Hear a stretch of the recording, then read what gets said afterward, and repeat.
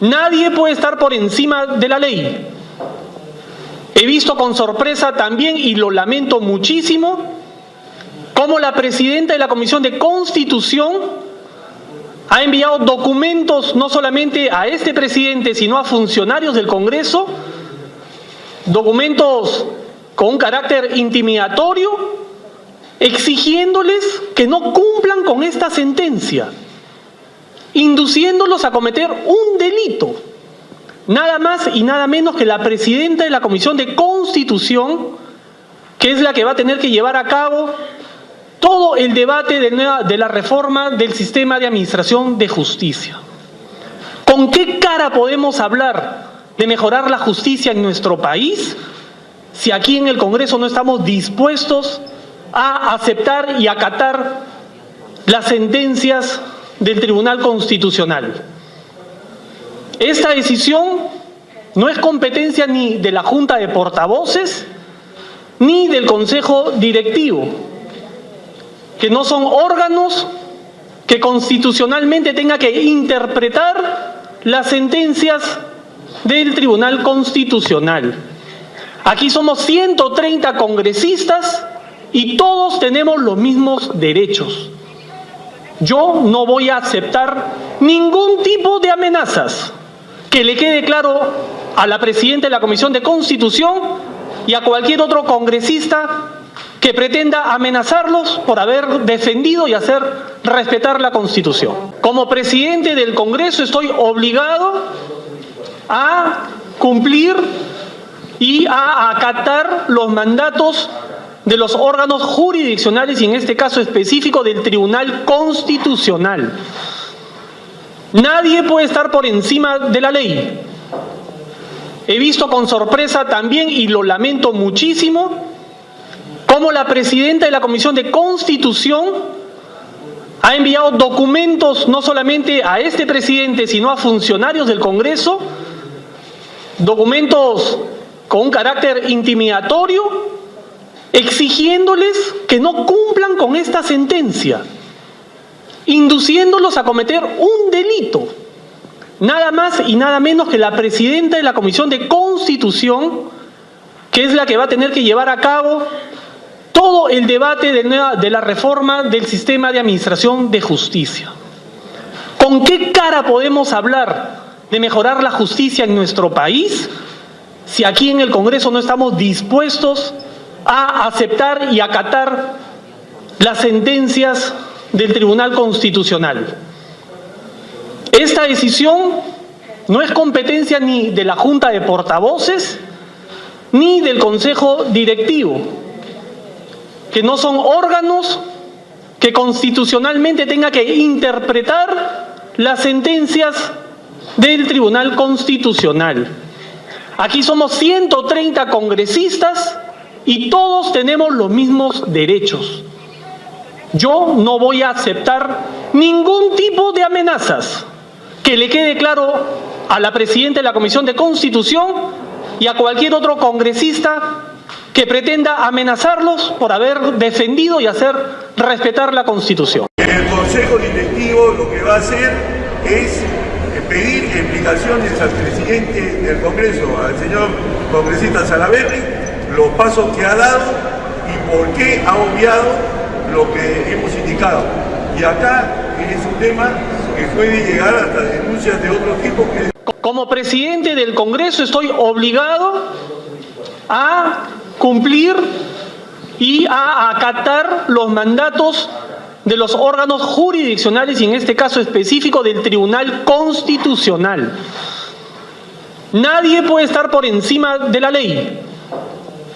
He visto con sorpresa también, y lo lamento muchísimo, cómo la presidenta de la Comisión de Constitución ha enviado documentos no solamente a este presidente, sino a funcionarios.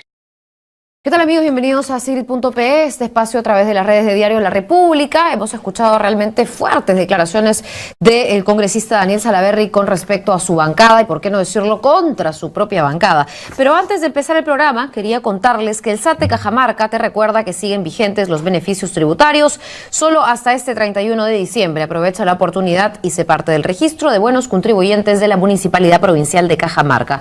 Tus tributos en buenas manos. Gracias a nuestro auspiciador, el SAT de Cajamarca. El día de hoy, con esto arranco y entonces comentamos ya las declaraciones de Daniel Salaverry. Él ha dicho que la sentencia del TC no es una decisión suya, no es una decisión unilateral que se le ocurrió de un día para otro, es una sentencia, una resolución del Tribunal Constitucional que debe acatarse. ¿Por qué ahora? ¿Por qué no hace un mes? ¿Por qué no en el momento en el que el tribunal sacó su resolución?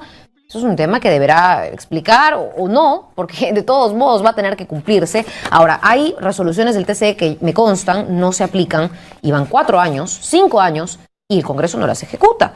Ustedes recordarán de nuestro fallecido congresista Javier Díaz-Canseco, que fue sancionado antes de su fallecimiento, suspendido por la Comisión de Ética, y el Tribunal Constitucional ordenó anular esa sanción por considerarla completamente irregular, no correspondía, y han pasado ¿cuántos años ya de su fallecimiento? Y hasta el día de hoy no se hace nada. El Congreso simplemente dejó el caso enterrado. A nadie le ha importado aparentemente en ese Parlamento. A mí la verdad me da mucha pena, pero entendemos que hay cosas que se manejan bajo cálculo político. Sea cálculo político que nos guste, sea cálculo político que no nos guste. En este caso no les gusta a los colegas del señor Salaverry que ahora otras personas puedan formar bancadas nuevas, porque esto implica no solamente que los congresistas que seguían a Kenji Fujimori, que se habían autodenominado Avengers, ahora Cambio 21, puedan formar una bancada y confrontar y tener un vocero en la Junta de Portavoces, etcétera, sino que además esto implica que otras personas, de repente dentro de Fuerza Popular, puedan, en su descontento, intentar salir, sumarse a otra bancada. No lo sabemos aún. El propio Salaverry aparentemente está bastante en otra línea con respecto a lo que dice el resto de sus colegas integrantes de la bancada fujimorista. Pero ese es un primer tema. En realidad, nosotros también tenemos información del Consejo Directivo. Hoy se está reuniendo precisamente este consejo para analizar la conformación de nuevas bancadas, como que realmente hubiese algo por analizar. Vamos a estar con Sergio Sanabria en vivo y más adelante nos va a dar todos los detalles de lo que se viene discutiendo, porque entiendo esta decisión de la Oficialía Mayor de ya comunicar y poder convocar, ¿no es cierto?, la elección de voceros en todas las nuevas bancadas que se conformen. No es un tema que se pueda revisar, no es un tema que se pueda, digamos, deshacer, revertir, cuando el TC lo está avalando. Pero ¿quién mejor que uno de los integrantes y además el presidente del Tribunal Constitucional para que nos aclare un poco más de estos temas? Estamos aquí con el doctor Ernesto Blume y le damos la bienvenida. Muchísimas gracias, doctor. Gracias por la invitación. Ese es un primer tema del cual yo quería en realidad conversar, porque claro, estamos hablando de un posible cambio en la distribución de las fuerzas políticas del Congreso, y eso afecta, ¿no es cierto?, y eso preocupa a varias bancadas. ¿Cómo está viendo usted esta resolución que emanó del TC y que recién ahora se está acatando? Bueno, en primer lugar, precisar que mi intervención en este tema, en mi calidad de presidente del Tribunal Constitucional, es para dar una, visión constitucional del tema y sobre la coyuntura. Porque, como bien sabemos, el Tribunal como máxima institución de la justicia constitucional resuelve los conflictos y él tiene la palabra final. Entonces siempre debemos estar sobre la coyuntura. Por lo tanto, yo voy a dar conceptos de carácter general, pero de los cuales se puede deducir alguna conclusión sobre los temas específicos. En primer lugar, acá hay que precisar una idea que es una idea matriz. ¿Cuál es esa idea? Las decisiones del Tribunal Constitucional se cumplen, no se discuten. Y por lo tanto, cuando el tribunal resuelve, de acuerdo al sistema constitucional peruano, esa decisión debe acatarse.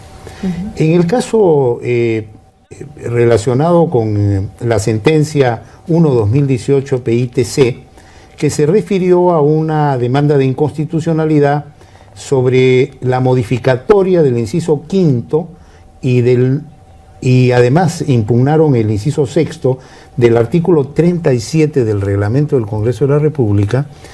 El tribunal resolvió el 10 de julio del año en curso. ¿Y qué dijo el tribunal? De julio. El tribunal dijo que la demanda era infundada, porque no se habían alcanzado el número de votos correspondientes, o sea, cumplió con declarar infundada la demanda, pero ejerciendo su competencia interpretativa con el voto de una mayoría de 4 magistrados, dijo lo siguiente, que es infundada la demanda interpuesta contra esos incisos del artículo 37, siempre que ese artículo se interprete en el sentido de que no está prohibida la renuncia de los congresistas de las agrupaciones políticas en el supuesto de disidencia por razones de conciencia debidamente justificadas, quienes podrán conformar un nuevo grupo parlamentario, adherirse al ya existente o recurrir a la fórmula de configurar o formar un grupo parlamentario mixto. El Congreso, en ejercicio de sus derechos, solicitó una aclaración de esta sentencia, y eso no es muy conocido. Y esa aclaración, esa solicitud de aclaración motivó una resolución del tribunal, de acuerdo, que se dictó el 25 de julio del año 2018, o sea, prácticamente 15 días después. Y una de las consultas del Congreso fue cómo entender esta situación de la disidencia por razones de conciencia debidamente justificadas. Entonces ahí el tribunal invocó un fundamento de una sentencia anterior. Recuerda usted la sentencia esta que se dio cuando se prohibieron la formación de nuevos grupos parlamentarios, ¿no? Sí. Y ahí el tribunal, en ese fundamento, que fue el 23C, dio algunos parámetros de qué entender por una cuestión de disidencia por razones de conciencia. Por ejemplo, un cambio de orientación ideológica de la agrupación política que a la cual se incorporó el congresista, ¿no? Fue en representación de una agrupación que, según este supuesto, cambia su orientación ideológica. O cuando se produce un conflicto ideológico de esencia entre lo que piensa el congresista y la línea. Solo un ejemplo, doctor, y usted sigue explicando para, digamos, entender estos fundamentos. Caso de Ollantumala y la bancada nacionalista. Se partió en pedazos realmente a un año del gobierno de Ollantumala. Y muchos dijeron, es que el señor Humala vino con un plan de la gran transformación, pasó a una hoja de ruta y ahora está haciendo totalmente lo contrario. Bueno, eso podría, digamos, plantearse como un escenario de diferencias ideológicas. Yo diría que el caso no se puede responder en términos generales porque hay que analizar situación por situación. Congresista por congresista que saliese, tendría que tener como es una cuestión de conciencia, es una cuestión particular e individual de cada congresista, y analizar por qué ese congresista tiene una objeción de conciencia y cuál es la razón, cuál es el fundamento de la misma, ¿no? Y entonces en esa línea también, por ejemplo, se estableció como un canon lo siguiente: si se disuelve el partido o si hay una discrepancia radical en la direccionalidad, etcétera. Es decir, situaciones excepcionales que obligan a una cuestión de conciencia y por lo tanto no. Esa fue la figura. Y esta sentencia, por lo tanto, de acuerdo a la Constitución, de acuerdo a la ley orgánica del propio tribunal, al Código Procesal Constitucional, es una sentencia firme, tiene carácter coercitivo y por lo tanto, a partir de ella, ese artículo 37 se tiene que interpretar en la línea señalada por el tribunal. Es decir, sí cabe un apartamiento por razones de disidencia de conciencia, y ese apartamiento da derecho al congresista a, como lo dice la decisión, conformar un nuevo grupo parlamentario, adherirse a uno existente, recurrir a una fórmula de configurar un grupo parlamentario mixto. Doctor Blume, vamos a escuchar juntos, para que usted aplique esto que me acaba de explicar, a las declaraciones del congresista Tubino. Carlos Tubino es vocero, además oficial del fujimorismo, y él ha dicho que no hay una debida justificación detrás de estas disidencias. Supongo que habla de los Avengers, no lo sé, pero lo escuchamos y usted me dice si aplica o no o cómo lo evalúa. Escuchamos las declaraciones del señor Tubino. Hay dos palabritas en esa sentencia del Tribunal Constitucional que dice debidamente fundamentada. Entonces, cualquier pedido de integrar una nueva bancada o salir de una bancada para integrar una nueva bancada debe estar debidamente fundamentado. Y eso no se ha operativizado en el Congreso. Es claro, porque el tribunal mismo lo dice, no es cuestión de que cualquier congresista salga de su bancada y forme otra. No, señor. Lo que el tribunal dice es que debe estar eso debidamente justificado. Bien, bueno, acabamos de escuchar las declaraciones entonces del señor Tubino y ha dicho claramente, o sea, si es que la resolución del TC habla de justificaciones, aquí no hay una justificación debida.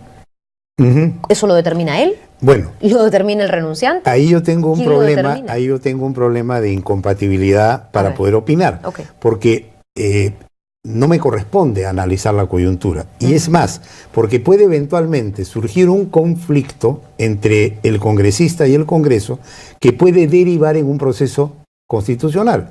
Podría ir, por ejemplo, un amparo y llegar al tribunal. Entonces, lamentablemente, no debo ni estoy en capacidad para y en competencia para entrar a analizar esa situación en específico, pero sí hay que reafirmar que las sentencias se tienen que cumplir y por lo tanto tenemos que entender que las sentencias no están sujetas a condicionamientos. Pero entonces, solamente para entender, eso quiere decir que no es que el tema esté completamente cerrado, ya hay una resolución y por eso se acata, pero puede haber una suerte de amparo. Para que nos explique ese camino, a ver. Teóricamente lo que puede ocurrir es que si se produce un conflicto a raíz de la interpretación de la situación específica, podría el que se considera afectado no solamente reclamar al interior del propio Congreso, sino si no obtiene una decisión favorable, podría eventualmente promover un proceso constitucional. Esa es teóricamente hablando, porque siempre hay la posibilidad, si es que se invoca la afectación de un derecho constitucional, de ir a un proceso constitucional. ¿Y pueden los congresistas, por ejemplo, de Cambio 21, los Aveñas, del mismo Kenia Fujimori, ir también y pedir ellos garantías porque se están sintiendo vulnerados por no poder conformar una bancada? Los derechos fundamentales se aplican a todos los habitantes de este país sin ninguna distinción. Basta que la persona se sienta afectada e invoque un derecho fundamental, no cualquier derecho, sino un derecho fundamental para activar la maquinaria. ¿Qué derechos fundamentales hablamos cuando se trata de conformación de bancadas? Miren, por ejemplo, agrupación, agremiación. Podría invocarse que ha habido alguna afectación al derecho, por ejemplo, al debido procedimiento parlamentario, ¿no? O al derecho de defensa. Pero si usted me dice, y yo lo cito, las sentencias del TC deben acatarse, no discutirse, claro. ¿Cuál es el incumplimiento o cuál es la falta de debido proceso? El señor Salaverry ha dicho que se acate, ¿no? Habría que ver en cada caso. Eso habría que determinarlo en cada caso. Y en cada caso se refiere a cada congresista. A cada congresista, sí. Que está integrando nueva bancada. Que está en la situación, ¿no? Ese es el tema. ¿Y quién ve cada caso? Bueno, el propio Congreso tiene un trámite interno en cuyo detalle no me corresponde intervenir porque el Congreso es autónomo, es independiente. Pero la congresista Maritza García tendría que ver su proceso, la congresista Paloma Noceda merece para nosotros máxima consideración y respeto y es un tema que ellos tienen que ver y tienen que solucionar. Entre ellos. Pero, obviamente, las sentencias no se pueden discutir sino acatar en sus propios términos. Y en esas sentencias se ha establecido cómo se interpreta el artículo 37. Pero no entonces, cabe otra interpretación. Ok, pero entonces se puede hacerse de alguna manera tal, por un caso en específico, que el Congreso vaya en contra de esa sentencia. Eso es lo que no entiendo, ¿no? Bueno, no debe ser eso, no debe ser.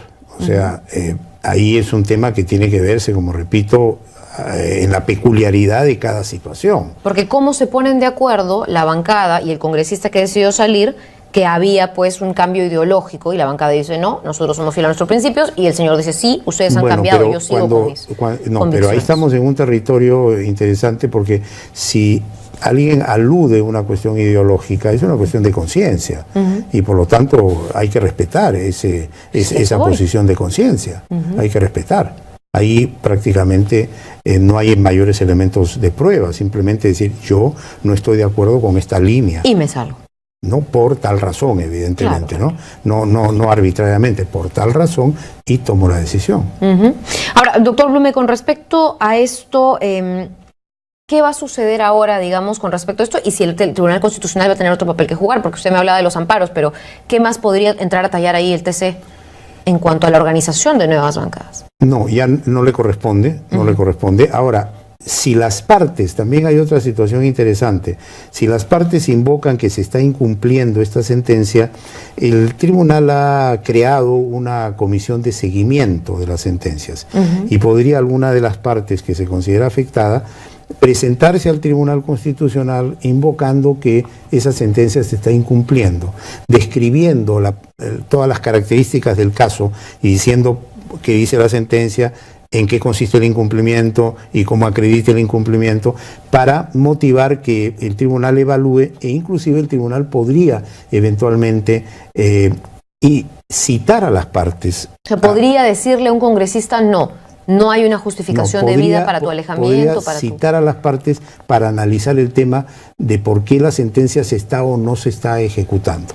Es decir, hemos creado una comisión que se encarga de velar por el cumplimiento de sus sentencias. O sea, el tribunal mismo ha creado un mecanismo en cuya virtud, si alguien dice mi sentencia, sobre todo en proceso de inconstitucionalidad, no se está cumpliendo, el tribunal se pone en acción, analiza y si ve que hay incumplimiento, va a citar a las partes, es decir, a la parte involucrada y a la parte demandada, y decir, ¿qué está pasando acá? ¿Por qué se está incumpliendo nuestra sentencia? Porque nuestra sentencia se tiene que ejecutar. Una suerte de mediador. Una suerte de mecanismo para procurar que no se incumplan las sentencias. Ahora, con respecto, bueno, ya voy a salirme un poquito del tema de las nuevas bancadas, porque como usted dice, en principio eso tiene que acatarse, pero el Consejo Directivo está en el derecho, según lo que usted me explica, de pedirle explicaciones a Daniel Salaverry, ¿o no? Yo no quiero entrar en ese tema, porque es entrar en un territorio interno del Congreso que no me corresponde. Pero hay que ir a la Constitución, a las competencias de en este caso del Congreso, a la regulación interna del Congreso, y ahí habrá una respuesta. Pero yo no la puedo dar. Pero sí puede decir que tiene que acatarse. Evidentemente. De ahí que discutan todo lo que quieran. El principio es que se acata. Y se acata sin condiciones. Ok. Ahora, voy a dos temas en realidad que también me parecen muy importantes y que ustedes han estado impulsando como Tribunal Constitucional. Hay dos sentencias que han sacado, digamos, hace poco con respecto al tema de las pensiones. Y también nos preocupa porque podrían venirse cambios. Hay precedentes, hay jurisprudencia, normalmente se denomina, con respecto a estas sentencias del Tribunal Constitucional. ¿Y en qué podría afectar también a la pensión que reciben muchísimos peruanos y peruanas? Bueno, le agradezco mucho la pregunta porque ese es un caso muy importante que lamentablemente por todos estos temas coyunturales ha pasado desapercibido. Y aprecio mucho que usted lo toque. Sí, por supuesto. ¿No? Mire, hay dos precedentes que ha dictado el Tribunal Constitucional, es decir, dos sentencias donde se establecen algunas decisiones con carácter vinculante y que van a beneficiar a cientos de miles de pensionistas. ¿Qué ocurre? En el ámbito pensionario hay la figura de la pensión por invalidez, ya sea por enfermedad profesional o accidente de trabajo. ¿De acuerdo?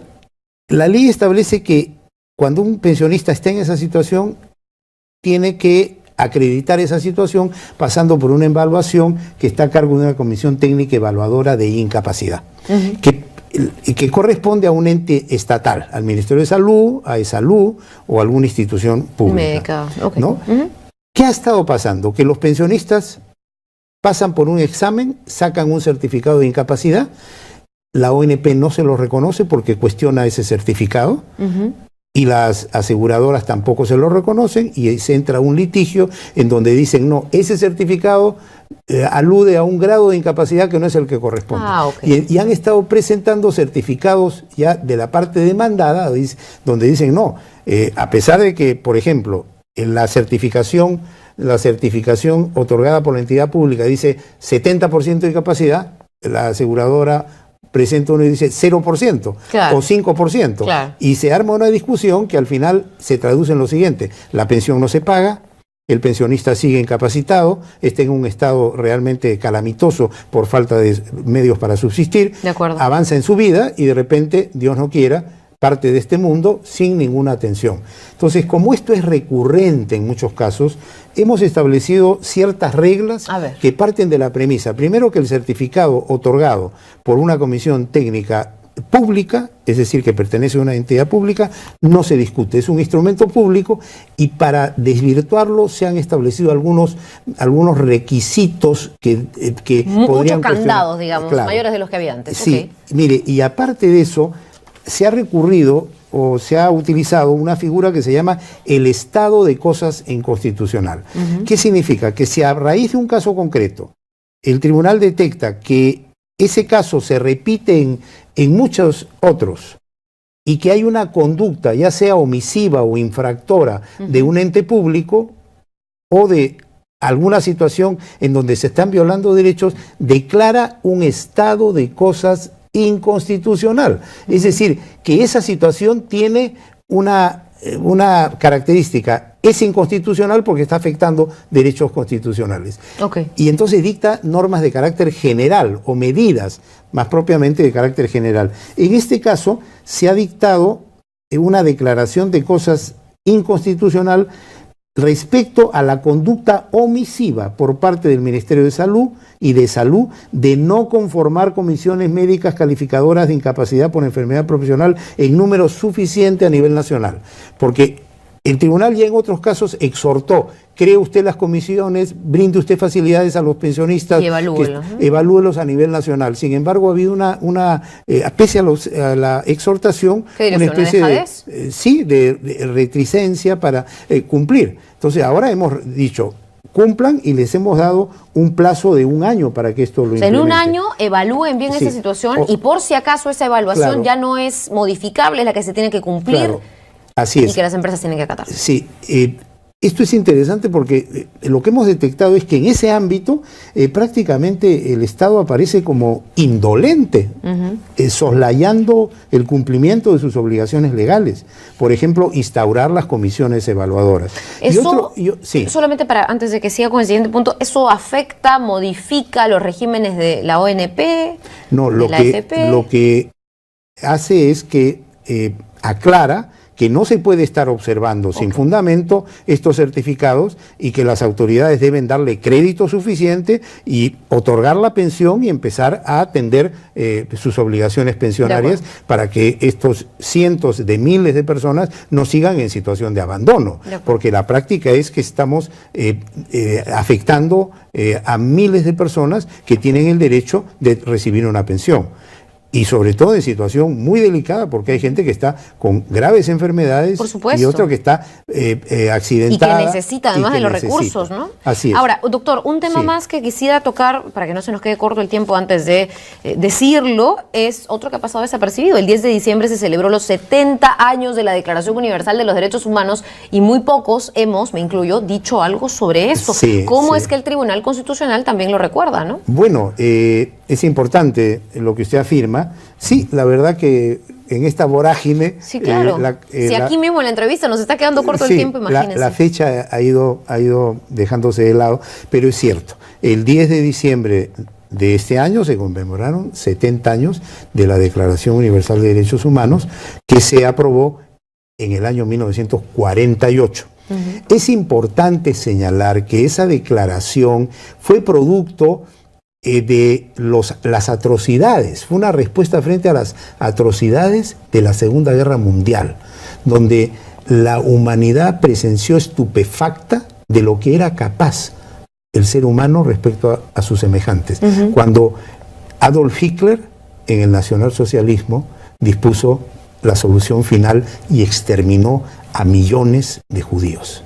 Y eso, los aliados cuando llegan, lo detectan en los campos de concentración y tenemos documentales de todo lo que se encontró. Es por eso que era tan necesario cambiar estas cosas y poner reglas claras. Las naciones dijeron, tenemos que buscar un mecanismo de protección que vaya más allá del Estado y se creó la ONU y se aprobó esta declaración. Y yo en ese marco solamente una pregunta más porque me dicen tenemos que ver otras imágenes del Congreso de la República para comentarlas rápido. Yo he estado discutiendo mucho el pacto migratorio. Mire, yo escribí una columna que he recibido. Es la columna, y les puedo decir, ha sido un experimento social para mí escribirla. Más buleada, más insultada de todas mis columnas que he escrito hace 3 años en este diario. Porque la verdad, a ver, voy a ser súper sincera, la mayoría de argumentos son muy xenófobos, muy xenofóbicos. Y este pacto migratorio que promulga la ONU, que habla de derechos humanos, que no habla de poner por si acaso restricciones, de que no habla de migración sin documentación ilimitada, etcétera, sin regulación, habla solamente del espíritu, ¿no es cierto?, de un compromiso de honor. Ha sido muy criticada, ¿no? ¿Cómo evalúa usted eso? También me interesa recoger su opinión, porque ahora Chile tiene los haitianos y se está negando a firmar esto. Nosotros tenemos los venezolanos, pero estamos tratando de apoyar esta coyuntura migratoria. Mire, hay una disciplina muy importante, que es el derecho internacional de los derechos humanos, que se ha abierto camino con gran dificultad digamos, en los últimos 80 años.